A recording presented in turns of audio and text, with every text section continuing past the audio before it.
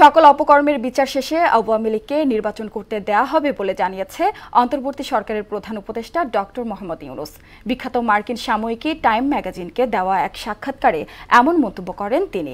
এছাড়া নবনির্বাচিত মার্কিন প্রেসিডেন্ট ডোনাল্ড ট্রাম্পের সাথে কাজ করার ক্ষেত্রে ব্যক্তিগত প্রভাব পড়বে না বলেও মনে করেন প্রধান উপদেষ্টা। আরও জানাচ্ছেন মাহবুব হাসান রিপন।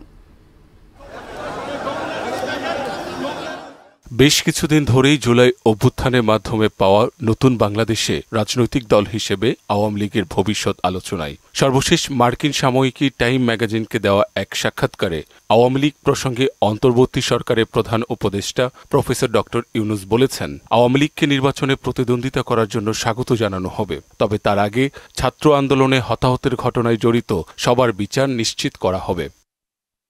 বিচারে অপরাধী প্রমাণিত না হলে তারা নির্বাচনের অংশগ্রহণের অধিকার পাবেন বলেও জানান তিনি। এ সময় ভারতে বসে শেখ হাসিনা সরকারের উপদেষ্টাদের বিরুদ্ধে অপপ্রচার চালিয়ে যাচ্ছেন বলেও অভিযোগ করেন ডক্টর ইউনূস।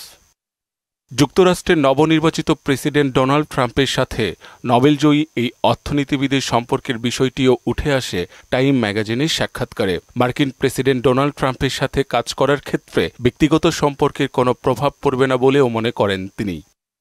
সবশেষে জুলাই অভ্যুত্থানের মূল স্পিরিট সংস্কার মন্তব্য করে এর মধ্য দিয়ে মানুষের জীবনমান উন্নয়ন করার অঙ্গীকার পুনর্ব্যক্ত করেন অধ্যাপক মোহাম্মদ ইউনূস।